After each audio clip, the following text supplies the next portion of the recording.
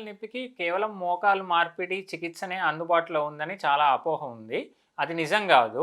Stage 1, stage 2 అంటే mild స్టేజెస్‌లో లేదా మోడరేట్ స్టేజ్‌లో మోకాలు అరుగుదల ఉన్న వాళ్ళకి కొన్ని అత్యాధునికమైన ఇంజెక్షన్ థెరపీస్ లేదా సూది మందులు అందుబాటులో ఉన్నాయి.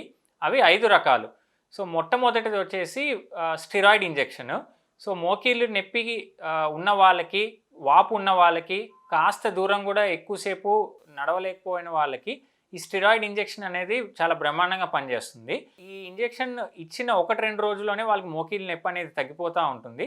కాకపోతే ఇది కేవలం 6-8 వారాలే పనిచేస్తుంది. స్టెరాయిడ్ ఇంజెక్షన్ కాకపోతే ఒక జాగ్రత్త ఏంటంటే షుగర్ కంట్రోల్‌లో ఉంచుకోవాలి. షుగర్ ఉన్న వాళ్ళు తీసుకోకూడదు.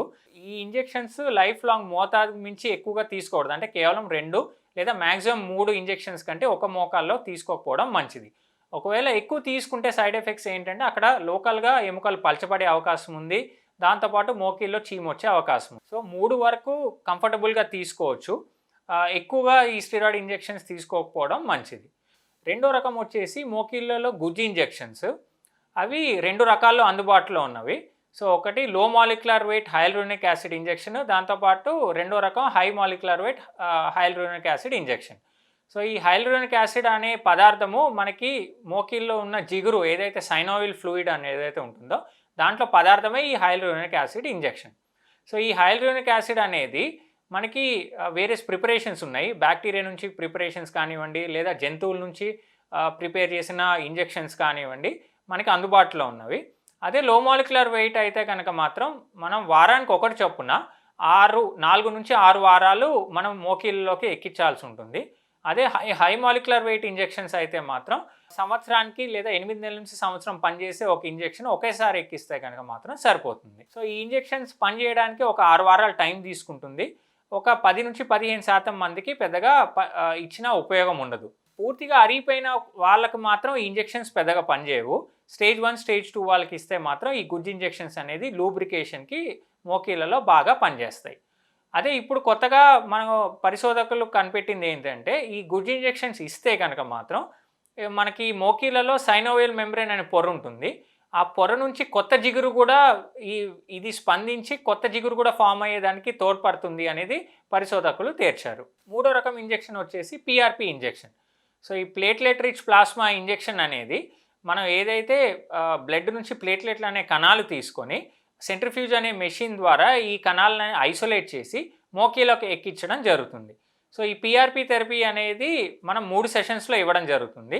సో, ఈరోజు ఒక ఫస్ట్ సెషన్ ఇస్తే నెక్స్ట్ ఇంజెక్షన్ 3 వారాల తర్వాత ఆ నెక్స్ట్ సెషన్ ఈ రోజు నుంచి లెక్క వేస్తే 6 వారాలకి ఎక్కించాల్సి ఉంటుంది. సో, ఈ ప్లేట్లెట్లు అనే కణాలు ఏదైతే యూజువల్‌గా మనకి ఎక్కడైనా చర్మం మీద గాయం పడితే గాయం మానడానికి ఏదైతే కారణమో అవే ప్లేట్లెట్లు అనే కణాలు.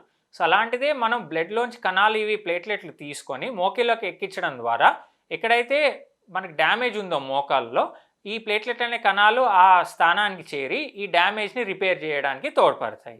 ఇంకా లేటెస్ట్గా వచ్చేసి ఇప్పుడు స్టెమ్ సెల్ థెరపీ అనగా మూల కణాల చికిత్స అందుబాటులో ఉంది. సో, ఈ స్టెమ్ సెల్ థెరపీ అనేది కూడా 2 రకాలు.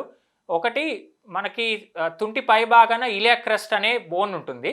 సో, అక్కడి నుంచి ఈ బోన్ మ్యారో లేదా ఎముక మధ్య నుంచి మనం చిక్కటి ఈ పదార్థం తీసుకొని ఎముక మధ్యని సెంట్రిఫ్యూజ్ అనే మెషిన్లో పెడితే కనుక మాత్రం మనకి స్టెమ్ సెల్స్ లేదా మూల కణాలు మనకి ఐసోలేట్ అవుతాయి.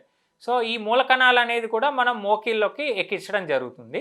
స్టెమ్ సెల్ థెరపీ కొద్దిగా 6 నెలల నుంచి 9 నెలలు టైం తీసుకుంటాయి ఈ కణాలు అనేది కార్టిలేజ్‌ని రిపేర్ చేయడానికి. ఇప్పుడు ఇంకో రకం స్టెమ్ సెల్ థెరపీ వచ్చింది. అదేంటంటే మన బాడీలోంచి కొవ్వు పదార్థం తీసుకొని ఆ ఫ్యాట్ నుంచి కూడా ఈ మూల కణాలు ఐసోలేట్ చేసి మోకాళ్ళలోకి ఎక్కించడం జరుగుతుంది. సో, ఈ స్టెమ్ సెల్ థెరపీ అనేది బోన్ మ్యారో నుంచి తీసుకుంటే మాత్రం కాస్త ఏదైతే సెల్స్ తక్కువ అయినా కూడా వాటి పనితీరు సామర్థ్యం కాస్త ఎక్కువగా ఉంటుంది.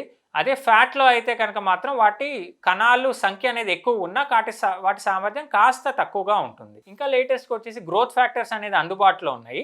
సో, ఈ గ్రోత్ ఫ్యాక్టర్స్ అనేది కూడా మన బ్లడ్లోంచి శాంపుల్ తీసుకొని ఒక మెషిన్లో పెడితే మాత్రం ఈ గ్రోత్ ఫ్యాక్టర్ కూడా మన దగ్గరికి అందుబాటులో ఉండి మోకాళ్ళలోకి ఎక్కిస్తే కూడా ఈ కార్టిలేజ్ అనేది రిపేర్ చేయడానికి హెల్ప్ అవుతుంది. ఇంకా చివరిది వచ్చేసి కాంబినేషన్ థెరపీ. అంటే ఈ కాంబినేషన్ థెరపీ అనేది ఈరోజు ప్లేట్లెట్ రిచ్ ప్లాస్మా ఇవ్వడం జరుగుతుంది.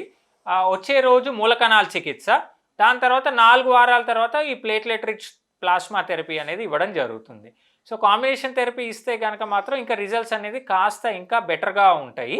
సో ఇవన్నీ డే కేర్ ప్రొసీజర్స్. పేషెంట్ ఉదయాన్నే తీసుకొని వెంటనే ఒక 20 నిమిషాలు, అరగంట సేపు అబ్జర్వేషన్‌లో ఉండి వెంటనే వెళ్ళిపోవచ్చు. బెడ్ రెస్ట్ అనేది అవసరం లేదు. కాకపోతే 5 నుంచి ఒక 7 రోజులు కొద్దిగా మెట్లెక్కడము, కొద్దిగా ఎక్కువ స్ట్రెయినస్ యాక్టివిటీస్ చేయకుండా ఉంటే మాత్రం ఈ నొప్పి, వాపు రాకుండా ఉంటాయి.